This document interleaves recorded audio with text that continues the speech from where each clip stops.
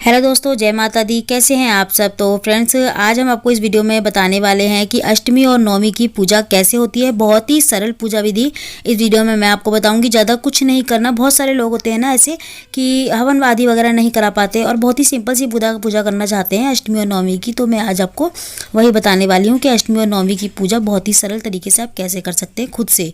तो देखिए, जैसे कि आपने पहले दिन पूजा की और डेली पूजा करते हैं, उससे थोड़ी सी अलग होती है ये अष्टमी और नवमी की। और कैसे होती है ये आप सभी को पता है। हलवा और पूड़ी का भोग लगता है इसमें। और सबसे पहले आपको, आप जब भी जो भी पूज रहे हैं अष्टमी या नवमी, उस दिन आपको सुबह सुबह नहा धो के, जैसे भी आप नियम से डेली पूजा कर रहे हैं वैसे ही आपको पूजा शुरू करनी है। सारा सामान इकट्ठा कर लेना है। अपना जो भी भोग में बनाना है वो बना लें कन्या पूजन के लिए, क्योंकि उस दिन कन्या पूजन भी होता है और चौकी भी हिलाई जाती है। तो देखिए, यहाँ पे हम तो नौवीं वाले दिन पूजते हैं। और हम कैसे पूजते हैं, देखिए मैं किस तरीके से पूजती हूँ। साधारण तरीके से कभी हवन करा लेते हैं किसी साल, कभी नहीं करा पाते, तो इस तरीके से हम कर लेते हैं। तो देखिए, यहाँ सबसे पहले मैं भगवान को जो है ना स्नान करा लूँगी, मतलब छींटों से स्नान कराएंगे हम। और अगर मूर्ति है तो भी इस तरीके से कराएं, तस्वीर है तो भी इस तरीके से कराएं। और देखिए, यहाँ पे हमारे पास तस्वीर है तो हम इस तरीके से करा लेंगे। ठीक है, उसके बाद स्नान आदि वगैरह कराने के बाद हमको पोंछा पाछी तो नहीं करनी, देखिए, क्योंकि अभी पूजा से पहले हमको चौकी नहीं हिलानी है। क्योंकि अगर पोछा पाछी करेंगे तो ये हिलेगी, तो हमको अभी नहीं हिलानी। तो हम सबसे पहले ना कलावा चढ़ाएंगे। तो जो हमने पहले दिन कलावा चढ़ाया था ना, उस कलावे को हम हटा लेंगे और दूसरा कलावा चढ़ाएंगे। तो नौवीं और अष्टमी वाले दिन जो भी आप पूजते हैं, उस दिन आपको पहले दिन वाला कलावा हटा लेना है और नौवीं वाले दिन कलावा नया चढ़ाना है। ठीक है, ये काम तो आपको अलग करना है अष्टमी वाले दिन, क्योंकि बीच में ना कलावा वगैरह चढ़ाने की जरूरत नहीं पड़ती है। पूरे 9 दिन तक पहले दिन वाला ही चढ़ा रहने देते हैं। और अष्टमी वाले दिन जिस दिन माता विदा होती है, नौवीं वाले दिन, उस दिन जो है ना कलावा दूसरा चढ़ाया जाता है। तो ये कलावा ना वस्त्र स्वरूप ही चढ़ाते हैं हम लोग। जैसे कि माता को, भगवान को हम वस्त्र पहना रहे हैं, इस तरीके से कलावा चढ़ाया जाता है। और हम कर लेंगे तिलक अब। तो भगवान गणेश को और माता रानी को, माता दुर्गा को हम करेंगे रोली का तिलक। तो यहाँ पे हम सभी को ना रोली का तिलक कर लेंगे। और इसके बाद तिलक करने के बाद ना हमको फूल माला वगैरह चढ़ानी है। तो जो भी हमने कलश वगैरह सब रखा है उनको हम सभी को जो है ना तिलक कर लेंगे। यहाँ पे हम दीपक को भी तिलक करेंगे, जो हमने दीपक जलाया, क्योंकि दीपक जो है ना, जो हमारी दीप होता है, जोत होती है, वो हर पूजा का साक्षी होता है। तो उसको भी हमने पूजा करनी है, पूजना है। तो यहाँ पे देखिए, हमने माला भी चढ़ा ली है। तो पहले दिन और लास्ट वाले दिन माला जरूर चढ़ाई जाती है। जिस दिन हम माता को विदा करते हैं उस दिन भी आप माला जरूर चढ़ाएं। यहाँ पे मैंने फूल भी चढ़ा दिया है। सबसे पहले हम गणेश जी को ही चढ़ाएंगे सब चीज़, जो भी चीज़ हम चढ़ा रहे हैं सबसे पहले गणेश भगवान को चढ़ाएंगे, उसके बाद माता रानी को, फिर कलश को, हरियाली को। तो देखिए, अभी जो मैं दिखा रही हूँ ना, ये 5वां दिन है। तो हमारी हरियाली इसलिए चौथा दिन था, ये चौथे दिन की पूजा है ये मेरी सुबह की। तो वो मैं आपको करके दिखा रही हूँ अष्टमी की तरह। ठीक है, सेम तरीके से मैं बताऊंगी इसमें आपको सारी चीज़ें क्या करी जाती हैं, क्योंकि एंड टाइम पे अगर वीडियो डालूँ ना तो उस टाइम समझ में नहीं आती है और बहुत सारे लोग नहीं देख पाते हैं। तो इसलिए मैंने पहले से ही वीडियो डाल दी है। तो यहाँ पे हम फूल माला वगैरह चढ़ाने के बाद इत्र लगाएंगे माता रानी को। तो ये देखिए, नौवीं की ही पूजा बता रही हूँ, लेकिन मैं आपको इस तरीके से ही करनी है अगर आप सिंपल तरीके से, सरल तरीके से करना चाहते हैं। तो यहाँ पे हमने प्रसाद वगैरह जो भी आप चढ़ाना चाहें चढ़ा सकते हैं। कोई मिठाई है, मिठाई भी चढ़ा सकते हैं। देखिए, घर में हलवा और पूड़ी बनती है तो आप वही चढ़ाएं। यहाँ तो मैंने आपको ऐसे ही दिखाने के लिए जो है ना बतासे भी दिखा दिए हैं। यहाँ पे हम बनाएंगे हलवा और चने, और पूड़ी भी होती है। देखिए, अभी मैंने पूड़ी नहीं बनाई थी, ऐसे ही मैंने आपको सिर्फ वीडियो के लिए मैंने जो है ना हलवा और चने सुबह सुबह बना लिए थे। तो यहाँ पे हम हलवा और चने जो है ना चढ़ाएंगे माता रानी को अष्टमी और नौवीं, जिस दिन आप पूजते हैं। देखिए, हम तो नौवीं पूजते हैं, तो हम नौवीं पे हलवा, पूड़ी, सब्जी वगैरह सभी चीज़ बनती है घर में कन्या पूजन के लिए माता रानी को। और इसके बाद भोग वगैरह चढ़ाने के बाद हरियाली जो है ना, हम हरियाली चढ़ाएंगे। तो सबसे पहले हम गणेश जी को, इसमें से थोड़ी सी हरियाली जो हमारी हुई है ना, इसमें से गणेश जी को चढ़ाएंगे सबसे पहले।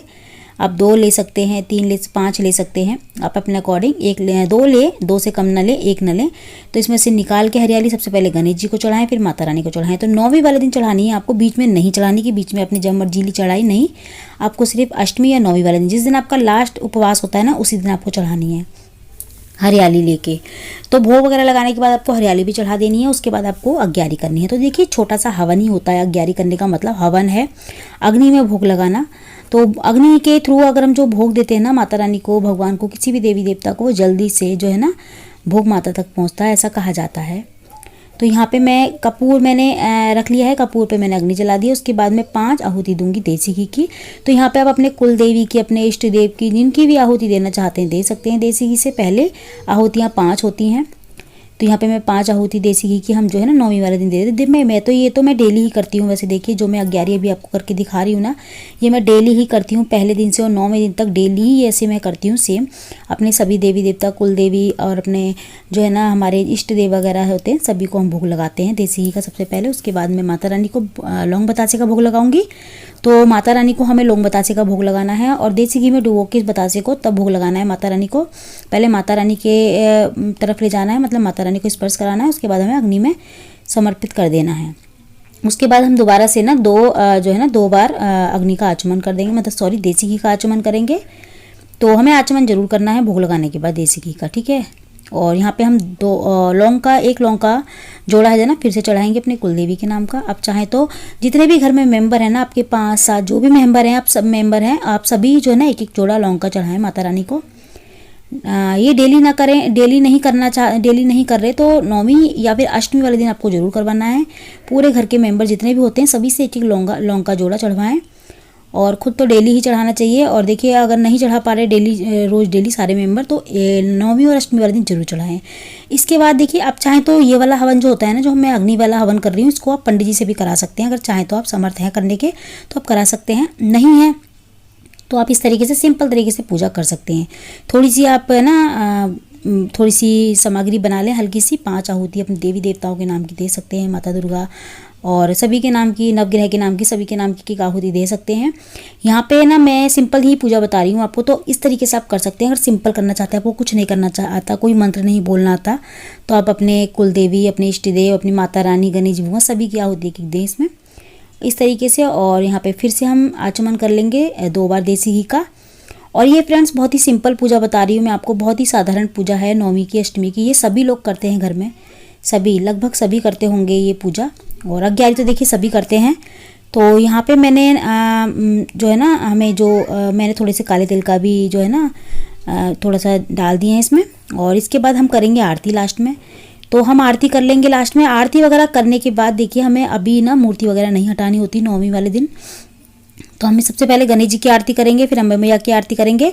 और देखिए जो हमने गुड़ और ये चने लिए हैं और ये हलवा लिया है ना, इसको भी हमें अग्नि में ही भोग लगाना होता है, माता रानी को अग्नि में ही डालना होता है 9वीं वाले दिन। हलवा और चने हमें अग्नि में ही डालने होते हैं। जैसे हमने लौंग बतासे का भोग लगाया है, वैसे ही हलवे और चने का और पूड़ी का भोग लगाना होगा हमको अष्टमी 9वीं वाले दिन। उसके बाद आप कन्या पूजन कर दें। कन्या पूजन करने के बाद आपको कन्या घर में आए, उनके पैर धुलाएं, उनको अच्छे से स्वागत करें, उनके पैर छुएं, उनको कलावा बांधें, तिलक करें, उनके बाद भोजन कराएं अच्छे से। उसके बाद जो भी गिफ्ट देना चाहें आप कन्या माता को, कन्याओं को दे सकते हैं। और उनके पैर छू के उनको विदा करें अच्छे से, उनको दक्षिणा वगैरह देके उनको अच्छे से विदा करें।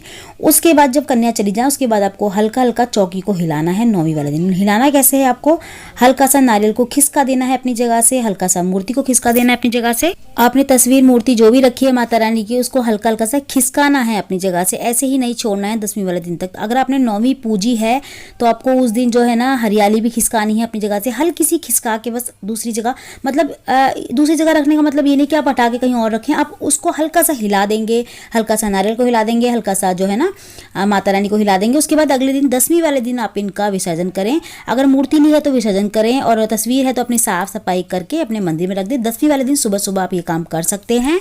और नारियल को तो देखिए जब आप पूजा कर रहे होते हैं उसी टाइम आपको पूजा करने के बाद नारियल को जब अग्नि में जो है ना अपने अग्नि में भोग लगाते हैं, जब उसी टाइम पे नारियल को पूजा वगैरह करने के बाद निकाल के और फोड़ के और उसको ना प्रसाद के तौर पे सभी में बांट दें। पहले सबसे पहले अग्नि में भोग लगाया जाता है माता रानी को नारियल का, उसके बाद जो है ना कन्याओं में बांट दिया जाता है वो नारियल। तो बहुत सारे लोग जो है ना विसर्जन कर देते हैं उस नारियल का। 9 दिन रखे हुए नारियल का विसर्जन नहीं करना चाहिए। देखिए बहुत सारे लोग करते हैं, बाकी अपना अपना है। और हम तो लेकिन नहीं करते, हम घर में ही प्रसाद के तौर पे इसको लेते हैं नारियल को, और घर में बाहर विसर्जन नहीं करते। मैं तो कुछ भी चीज़ बाहर विसर्जन नहीं करती, सभी चीज़ घर में ही विसर्जन करती हूँ। जो घर में इस्तेमाल करने वाली चीज़ें होती हैं वो घर में ही इस्तेमाल कर लेते हैं, बाकी की चीज़ें जो विसर्जन करने वाली होती हैं उनको घर में ही विसर्जन करती हूँ, बाहर कुछ भी नहीं करती मैं। और नारियल वगैरह का मैंने आपको बताया कि पूजा करने के बाद नारियल को उठा के हम लोग अग्नि में फोड़ के उसको अग्नि में भोग लगाते हैं, उसके बाद कन्याओं में बांटते हैं और घर में हम प्रसाद के तौर पे लेते हैं उस नारियल को, बाहर विसर्जन नहीं करते हैं। तो फ्रेंड्स आज की वीडियो में इतना ही। मैं मिलती हूँ आपसे अगली वीडियो में, जब तक के लिए जय माता दी, राधे राधे।